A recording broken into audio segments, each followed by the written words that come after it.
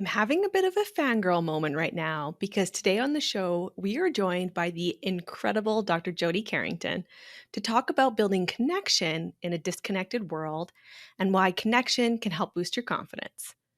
Jody is a fellow psychologist here in Alberta. I've been following her work for a while, and I am thrilled to have her on the show.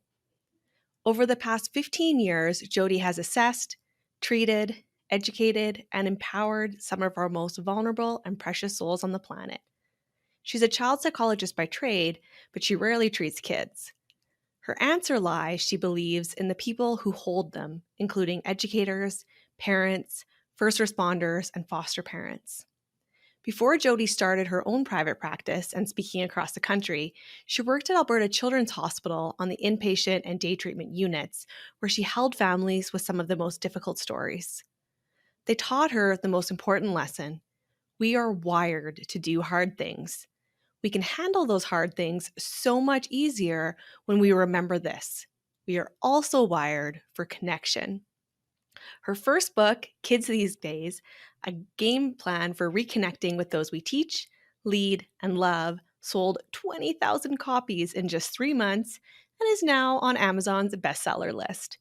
I've read it, it's fantastic, and if you have kids, work with kids, or you've ever been a kid yourself, I'd highly recommend getting a copy.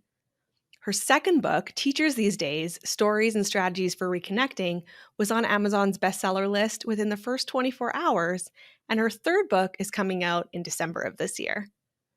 In this episode, Jody shares how she learned to let go of the need to do it perfect or to have all the answers, why we've lost a sense of connection, and what it has to do with the size of our beds, and why it's critical to get that connection back, including some practical strategies to build your community and connection both at work and at home.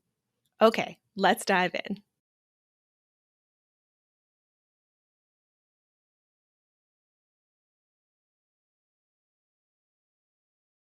Welcome, Jody. Thanks for joining us on the show. Thank you so much for having me. I'm so excited about this conversation. I am so excited as well. So I feel like I know you already because I have been following you for a while and I've read some of your books, but not everyone who's listening will be as familiar with you. So can you start us off? Tell us a little bit about kind of what got you interested in psychology and doing the work that you do. Yeah, I'd love to. I grew up in a small town in Alberta called the Viking, and it is home of the Sutter brothers, 7 boys, 6 make the NHL, and so hockey is like a part of everything I do.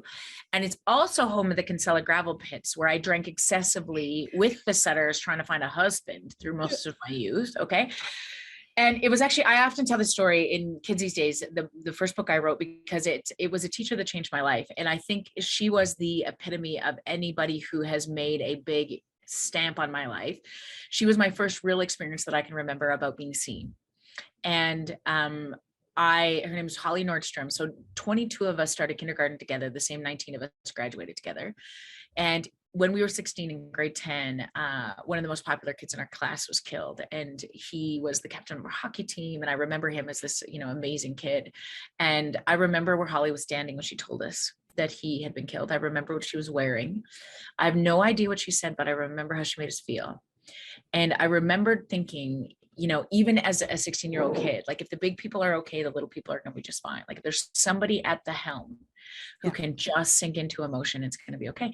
And so I said to my dad, I know what I want to do for the rest of my life. I want to be a psychologist. And he was like, oh God, like, okay, anything to get you out of the gravel pit. And so what he didn't realize is it's going to take me 13 years to get a PhD. But in the course of that time, I've never had a love for kids. I still don't really love kids. I have 3 of my own now, but I'm still not a huge fan of kids. But what I really, really loved is I'm a huge fan of people who hold them. And so we came in my undergrad, I did the U of A. There was this sort of very brief time where they offered this externship. So for a year, you could take it off and work for a nonprofit, and they would sort of set you up to be mentored by a psychologist. And I ended up with a position with the RCMP. And I knew nothing about policing, very little about trauma. And I fell in love with this organization that does, to this day, a really shitty job of looking after their people. And they ask their people to do phenomenally amazing things every single day. Okay. And so I was like, oh my gosh, I started to fall in love with this idea of trauma and organizations and, how do we look after our people so they can serve? And then I did my residency in Nova Scotia, and they said, you have to do a rotation with kids. And I was like, listen, I'm not a fan of kids.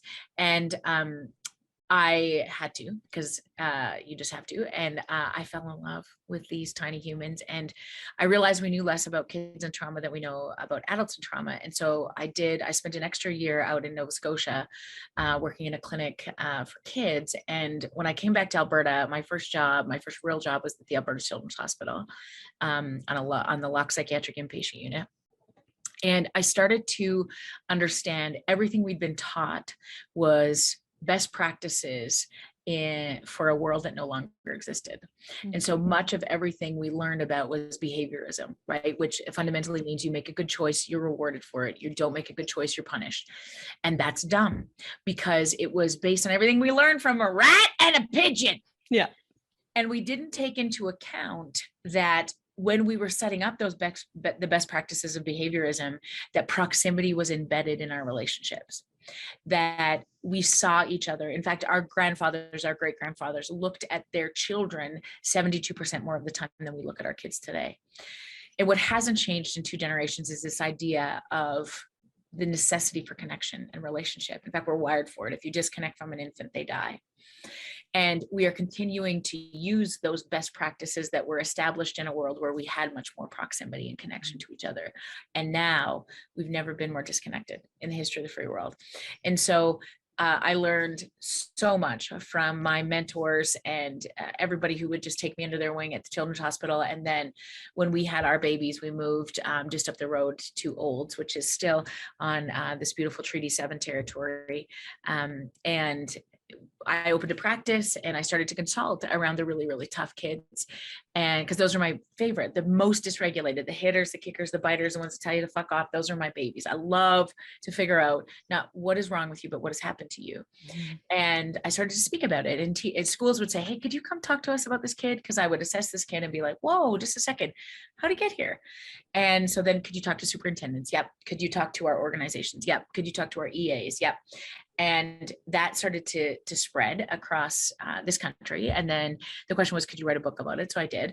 And we self-published it. It became a Canadian bestseller and an Amazon bestseller, and it was ridiculous. Publisher picked it up. And then I wrote a second one. I got it. And then I wrote a second one called Teachers These Days, because I had spent a lot of time in classrooms with educators, and gosh, they're holy, because they spend more waking hours with kids than their primary caregivers do. And there's no established practice of mental health intervention in K-12 education across the globe. And so I created one. It's called Reconnect, and it's a basic training program for mental health clinicians in education, because 78% of all adult mental illness will be present by grade 12. And our mental health programs within K-12 education are inconsistent, behaviorally focused, and for the vast majority, not trauma informed. And so I created this course to sort of serve that. And so now we're in a private practice. I have a clinic here, and I spend most of my days speaking. And we're now well into the 3rd book. The 3rd book was picked up by HarperCollins, an international publisher, and it's launched in December, and it's called Being Seen. And I'm so excited about it. And it's really just this message that never is going to get old, which is we're wired for connection, right? We're just walking each other home. Ram Dass said that. We're just walking each other home. And how do we remind each other of that again and again and again, particularly as, we've navigated this global pandemic, and we're on the brink of a 3rd world war, and everybody's becoming much more divisive and disconnected and into their phones and AI. And the hardest thing we will ever do is look at each other. It's always been the hardest thing. And we're making it even harder, not because of technological advances, but because of how we use them. Mm-hmm. I love that. I love all that. One thing I did not know about you is that you did your residency on the East Coast. I did mine in Halifax as well at the QE too. Yeah. Small world. I right? did mine in the valley. Yeah, beautiful. Oh my gosh. For anyone who ever comes to Canada, journey to the Annapolis Valley. It is so beautiful, especially in the fall. Oh, Incredible. I know. I would be back there in a heartbeat if we visited. I spend as much time as I can out there. We took the whole team out there. I did an East Coast tour on speaking, and then I said, okay, the team has to go. We stayed in Cape Breton, at Cabot Links, rented a motorhome, took so there's four sort of big people on our team and their husbands, and so this is my company is primarily all women, and so we flew out there, got this motorhome, drove around Cape Breton in this friggin' motorhome, the 8 of us, can I just tell you, then drove to the South Shore. We named the motorhome Nova. I have never driven a motorhome. I've driven a grain truck. I've never driven a motorhome. Everybody was not able to drive, if you understand what I'm saying. So I'm the responsible one driving this friggin' motorhome across down Cape Breton, which if you know Cape Breton, you don't got a lot of options to screw it up. Okay. You got to keep her on the road. And then we get to the South Shore. We rent this house. It was the most amazing holiday we've ever had. It was just so fantastic. It's one of my favorite places on the planet. Yeah, I love it. I love it as well. Yes, visit the East Coast. Anyone who comes to Canada, it is fantastic around there. Okay, the other thing I wanted to talk more about is, so I read Kids These Days, and I know this is something that I've been struggling with as a psychologist, is my beliefs, kind of what we were taught, like you said, about understanding people, understanding psychology, but also my beliefs about what it means to be a psychologist have really changed, especially since I graduated. And I would love to spend some time talking to you about this, because I think I talk a lot about this on the show, about how our beliefs about what we're expected to do with work, or how we feel like we should be, helping the world, serving the world, often don't serve us well. So for example, one of the beliefs that I had all the way through my training, I'm not sure if this was the same for you, was that a good psychologist graduates and gets a job in public health, we're here in Canada, or academia. Those are like your two options, right? You work in public health for the rest of your life, or you get an academic job and you grind it out working gazillion hours a week and being on the academic wagon. And that was something that I really struggled with when I shifted to more private work and moving out of the hospital system. Did you have some of those experiences too in your career? Oh my gosh, listen. So our profession is holy, and it is antiquated and hierarchical and patriarchal and very embedded in the behavioral model, right? So you publish or perish, you be very professional, which is, again, not a bad thing in and of itself, but we have sort of crossed the line so far to sort of, I think, be robbed of our authenticity, because there's often fear of breaching confidentiality, or, all of the things that make our profession professional. But I think we have really, really missed the necessity for authenticity. And it takes a real clinical skill to balance those two, and you're not always going to get it right, just like in any industry. But what I think, I've worked really hard to get a clear understanding on is like the most authentic therapist, and we have tons of data around this, right? Even, Rogers talked about this, Young talked about this, is that 80% of any therapeutic intervention comes down to the relationship that happens between the therapist and the one who has trusted you with their story. And I don't know where in this process we've lost it, but we've absolutely lost it. Even if we think about sort of some of our, guiding colleges and, all of those things that really around our licensure becomes really, really critically important, that we need to maintain a standard of practice. But I think what we really need to negotiate is our ability just to be real with people, and to not fix, but to hold space.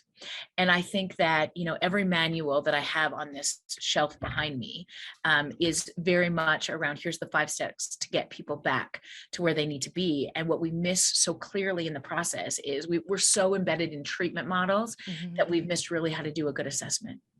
Really, how do you can't take walls down unless you know why they were put up. And we spend a lot of time trying to fix. And we often get those questions from our clients, right? Our patients, like, what's wrong? What do I do about this? I want to kill myself, or I'm anxious, or I'm depressed. And so we're really compelled to say, try this, try this, try this. But when you get back, yes, but, or no, I've already done that, or that doesn't work, give me another solution or strategy. What we really miss all the time is, have we acknowledged? just what it's taken to get there, because you can't address what you don't acknowledge. Mhm. And we really, rooted in behaviorism, have this huge need to get everybody back to the state of emotional regulation, to be calm. Yeah. We Yeah. love when kids are emotionally regulated. We love when our husband's emotionally regulated. We like that. So if you're not, I got to start, go for a run, eat kale, meditate, Right. practice some goddamn gratitude. Yeah. And what we miss all the time is, why are you there? Tell me more. What am I missing? What is the hardest part? And often it is in that process that regulation occurs, not telling people how to do it, but showing it. And I think the best therapists among us understand that our answers are irrelevant. Now, I think you need to go developmentally as a psychologist through or a therapist, period, through this process of, what are the ways that we can sort of guide in this profession?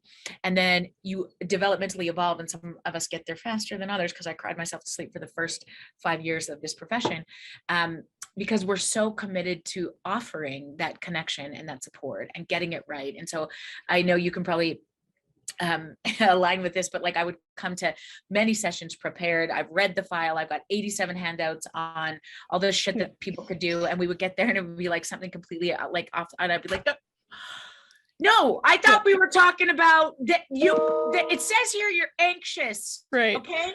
What do you mean you're not worried about anything? Like, shit. And we just lose the ability to just be with.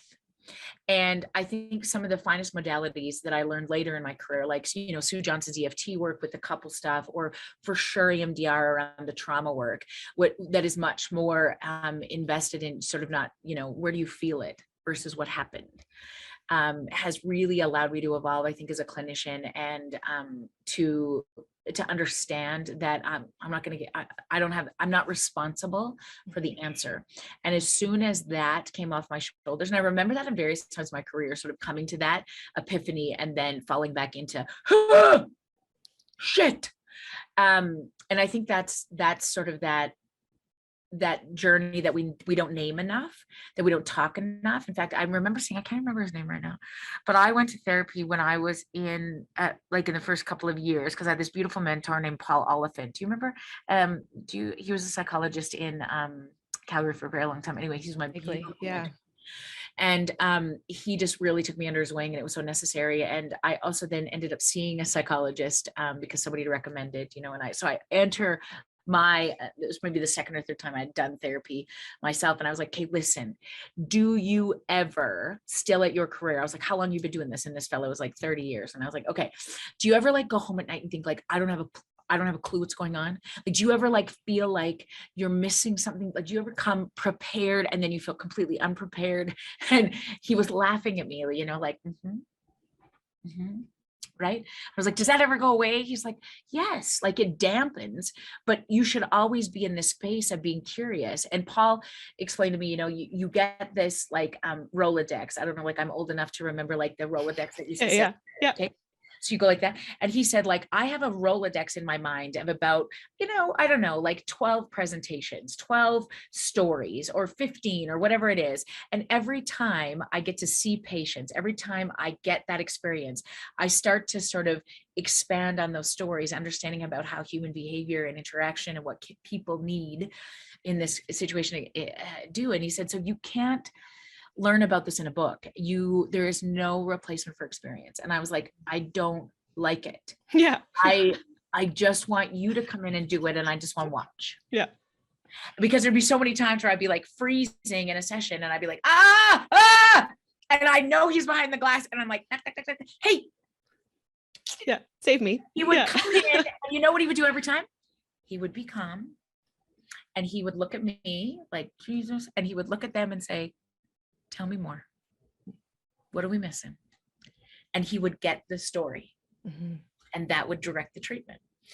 And it was just such a lesson that I needed to witness again and again and again to believe that I could actually do it. And then you got to practice it and mess it up and practice it and mess it up. That's the shitty part. Like, you think when you get a PhD, you're like, basically, give it to me. Right. Yeah.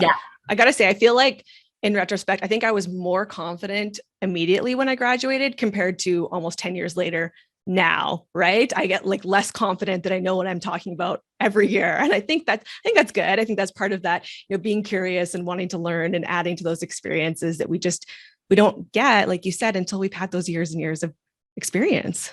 Right. And even then, I think to your point, I think it's like, even then, like, what I love about this is now I have, 5 clinicians who work in our practice, and I get to supervise and, do all those things. And I love to watch their experiences and really be sort of taken aback so many times by conceptualizing cases that I'm like, oh, fuck, I didn't never think about it that way. Or yes, what about like that? Or what about like this, and when you talk it out, how interesting Mhm. it is to sort of, with the intention of being able to put pieces back together so that people can see it differently, so that we can understand it differently as the trusted professional who is trying to hold space for it.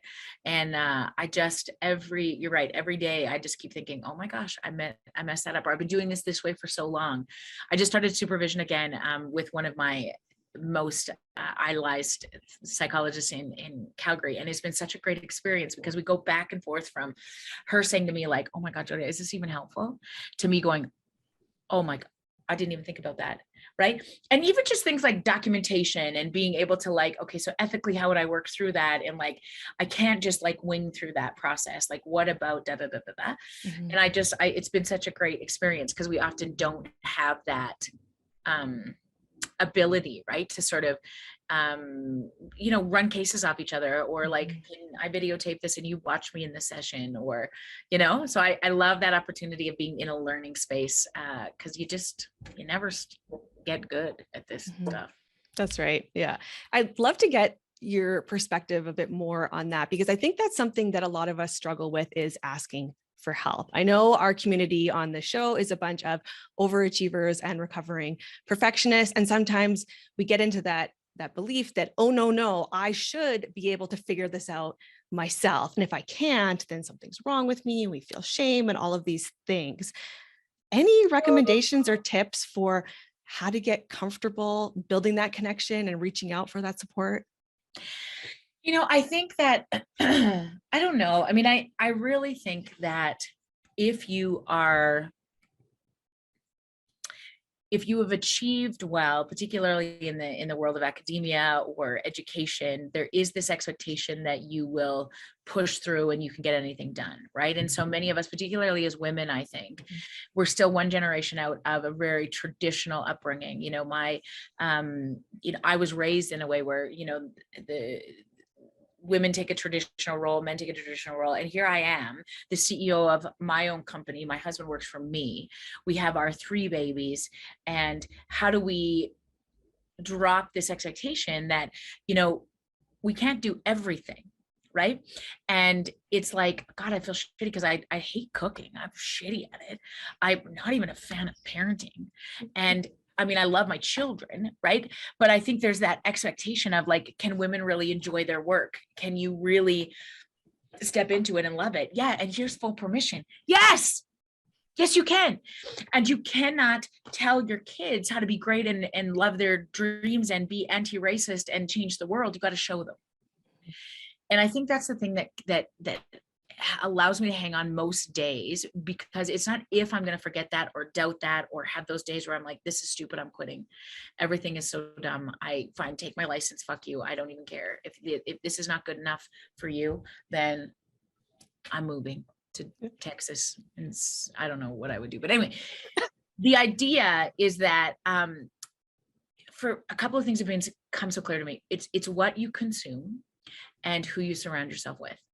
Because as independent as we typically tend to be, we don't ever, we can do it all ourselves. And as I built this company, this has been probably like the biggest lesson for me, is that I will just do it myself, because I am so, most of the time I can get it done, right? This is the problem, is that most of the time it is done better when I do it, because I know how I want it done. Not in maybe, relation to anybody else, but for me, this is what I want. And it needs to be done quick, and I can do things quick, and I can get things done.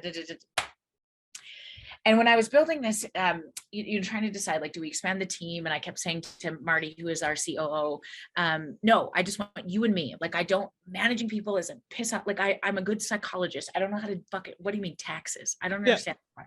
And writing about, I don't want to talk to anybody.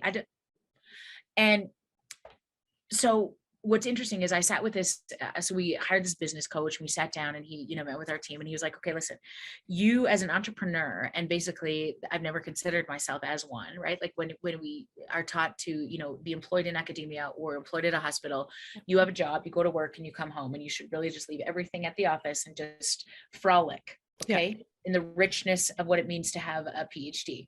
Mm-hmm. And as an entrepreneur, right, there's so much more freedom in private practice for me. There's so much more freedom in being able to write and speak and create and, put on events and speak about mental health in a way that makes sense to me, that is, often confined when we work for big organizations. And so even that title of an entrepreneur was something that was really interesting to me, because I'm like, I know how to be a psychologist. I don't know how to be a business owner. I don't know how to be a CEO. I don't understand those things.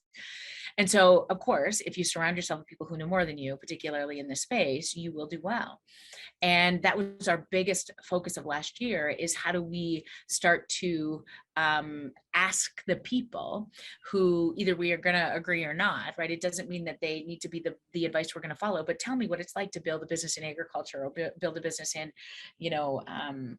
wherever you are, right? What does this look like? And we had one coach who was so amazing, and he's written a number of books in the world of agriculture. And he said to me, listen, you hit the ceiling as an entrepreneur when you work hard. Okay. So you can work 100%, and that's awesome. You'll hit that ceiling. And if you do exceptionally well at that, you can continue to just pound 100. Sometimes you get 110 out of yourself, and you go until you get exhausted. Right. So then it's either time to pivot, or if that's good enough for you, if you have achieved everything that you want. And I said to him, like, I had a private practice that's successful, and I have Marty who handles all of the frontline stuff for me. So he's like, do you want more? And I was like, absolutely. I want to write and speak, and I want a New York Times bestseller, and I'd really love to show my babies how you blah, blah, blah, blah, blah, right? And so he's like, okay, so you can't do that. Like, you have now hit your ceiling, right? So even if you are at your best every single day, pounding it out, there is not enough of you to do the things that you want to do with this message, with your company, with your PhD. So he said, let's be really clear on what that is. And then, and this is a James Clear quote, you don't rise to the level of your goals, you fall to the level of your systems. So what systems are in place then to get you to get there? And he said, listen, even if you have 3 people on your team who are not you, nobody's you, even if they work at 70%. Okay. If you can find the people that work at 70%, you add that up, guess what? You now have 210% more power than you did before. It's not perfect. It's not exactly how you would do it. It's not moving in the direction you would, but they have thoughts and ideas that you don't have. They have input and diversity and inclusion experiences and all of these things that you, particularly as a white privileged woman, have no idea about. So how do you build teams that can actually not only move you ahead, but make you better? Mm-hmm. And I was like, oh, yes. So that was really, I think, probably the thing I think about so often. And how do we, really consciously and carefully now choose who we sit with? You have to believe in the message. You have to be very clear in why we do what we do. Right? Because it's going to get really tricky. The more public you become, the more, you sort of do these things, the more criticism comes. Even if you expand your practice, the more likelihood there's a complaint. There's a more likelihood that there's somebody is like fires you because, like, what the shit are you doing? You're paying, all of those things. You're up for that debate. And so it's not a matter of like, can you be enough to not ever let that happen? No, it's like, what is the plan when people doubt your credibility, doubt your skill, doubt your message, and when you're going to screw it up? What if I don't pick the right course of treatment for somebody? What if I piss somebody off? What if I say something publicly that, like, the college takes issue with? What if all of those things happen? Not if, but when? Yeah. So what's the plan, right? How do we welcome that in and grow from that? Add to that Rolodex that say, okay, not only as a clinical mindset do I need to grab that Rolodex now, as an entrepreneur, as a business owner, as a leader, as a woman who's running my own company in a place where women typically don't have a seat at this table. Mm-hmm. Well, what does that look like? And we're writing that script. And so adding to that Rolodex becomes, I think, just still the analogy that continues to sit. And I don't know about you, but I still feel, so I graduated in 2006, and I still feel like I'm a student. Like I still feel all the time, like when people like are wanting to ask me for advice, I'm like, no, like Right? I'm just like, I'm a resident, and I'm going to do some research on that. Yeah. Huh? Yeah. And Right. All the time. I feel like that, and I hope that never goes away, because I think it's so interesting, and there's some moments, and like where I'm like, maybe I do have something to contribute to this, to this industry, and to our profession. There's those moments, and then there's other moments, as you said, that you're like, holy Christ, I'm making this shit up. I have no idea what I'm really talking about. Yeah. But if I do it with confidence, most people sort of agree. So then you just Keep going, right? circle back. Yeah. I love that. I really like too. It sounds like for so many areas of our life that the idea of connection is so important. I know you talk about this a lot, but having that team that can support you, having those mentors, having those supervisors, even if those listening aren't psychologists, we all need those people in our lives. And I know that's something that's really been a struggle the last couple of years or so for many reasons, one being a pandemic, and we've all been very isolated. As we're starting to, move back into normal-ish, as normal as we can be, do you have any kind of tips or strategies for folks on how to kind of rebuild those connections that we might have lost, or how do we start getting comfortable? Because I know I've met with a lot of people who are like, I kind of feel like I've become an introvert throughout all of this. I like staying at home. I like just doing this. And it feels weird to start connecting again because we haven't done it in 2 years. 100%. Now, and here's what's interesting about, if we sort of take it back to this behavioral mindset, is that like even 2 generations ago, but more so now than ever, the hardest thing we will ever do is look into the eyes of the people we love. And that never changes. That will never change. In fact, it's only going to get more and more difficult because we're becoming less and less practiced at it. Mm-hmm. Right? And the healthiest among us have the most connected relationships. We can look and see. Okay.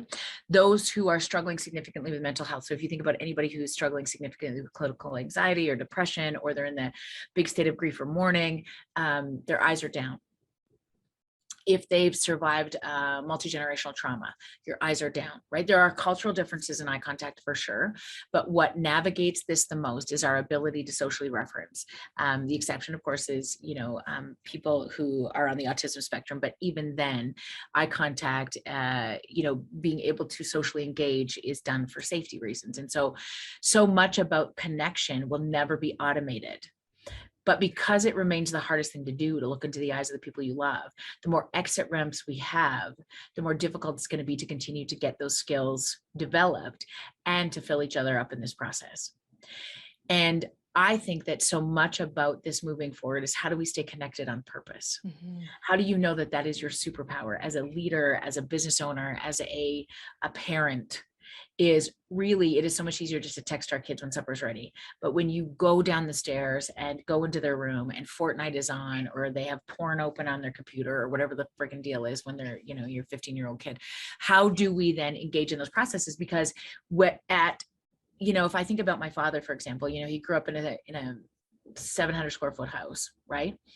And 1 bedroom. And I think about how many times, in fact, the data around this is interesting, right? How many more times, how much more eye contact his parents had with him than I have with our 3, because there's so many exit ramps, right? And it's like, the only way, we will never automate this process of being seen and knowing we matter. And I think that's the superpower. And that is also what we need to be able to continue to serve. So how are we creating that on purpose? Give people compliment today. Do this on purpose for you. It's great that it might land well for them. Good job. But I'm actually more concerned about you. Wave like you're drunk at the stop sign on the way home. right? Not no wave at the stop sign, wave at the person who's also stopping there. How do you on purpose engage in the safest way possible, right? How do you just really notice your neighbors? How do you, do all those things where the data hasn't changed, right? The most benevolent experiences among us occur in relationships. Do we like our neighbors? Do we have one person in an institution, either at our work or at our school, that's crazy about us, that likes us? Right? Do we find joy in routine and predictability? Do we, all of those kind of things are, we know, the keys to really being well. That it all comes back to connection. And I think more and more we have to do that on purpose because we have so many exit ramps, including, the primary one in most marriages, excuse me, is Netflix. Because currently, if I think about the size of the bed that my grandparents slept in, okay, if they got dysregulated or upset with each other, right? How do you give somebody a silent treatment when your bed is like this big? Yeah. Oh, you got to figure your shit out. Yeah. My current husband and he's been my husband my whole life, but he's my current, I always tell me, just, we have a king size bed, and there's so many times, we have our 3 children, no procreation is required for any furthering of our family. And there's many, I don't even know if he's there sometimes. Yeah. And at the end of the day, I'm exhausted. I'm single-handedly saving the world. I got a book due. I got hockey practice. We're going to a hockey tournament in stupid Calgary this weekend. I got to get their swimming suits packed. Shit, do I have one that fits? And I've got all this shit to do. At the end of the day, I just want to watch something that reminds me it could be worse. And so I'm definitely right into the Ozarks right now, figuring out how to launder money. And Aaron is very committed to figuring out how to cook meth with Breaking Bad. Yeah. And I would rather not talk to him. Okay. Mm-hmm. I love him. I love what we've built, but I just really want to. Our grandparents didn't have that option, right? They might have had a book, but they typically would play cards with each other, or they would have a conversation, or they would go for a walk, or they would do something like that, right? But we have so many exit ramps. And so being able to do this on purpose, I think, is going to be one of our biggest challenges. Yeah. I love that. I totally agree. One thing I've shared on the show that I've been working on the last few months is being more intentional with my evening time, because I'm really good at work. I'm very organized. I know exactly what I'm doing. And then my evenings would just blow by and I would be exhausted. So we're really focusing on that as a family of, are we playing board games together with my 4-year-old? If we're watching a show, are we doing it together and talking about it rather than just having the TV on? And I feel like that is filling up kind of my mental and physical and psychological cup a lot better in that way. Work in progress. Not every night is perfect. We definitely have those nights. We have 3 TVs for a reason, right? But we are really working on that as a family too, and I think it's helpful. Nice, yeah. And you're not going to get it right. Do it 5% more. 10% more, right? Find some stillness 5 minutes before you start your day. That's it. And I think sometimes us high achievers, and this is me, like I am either running a half marathon, I'm training for a half marathon, or fuck it, I'm on the couch drinking beer and eating chips. Like there's no, like, let's just make it a lifestyle. I'm not interested in that. I'm like, either like I'm 100% going in or I'm not in it at all. And I think that is maybe changed the most in my 40s to really sort of be in this place of like, okay, you don't need to work out to like get into your crop top. You just need to move your body for 20 minutes today. Just 20 minutes. I don't give a shit if you don't run, like just walk for 20 minutes. Right. And it feels like I'm an old person, but I'm better because of it.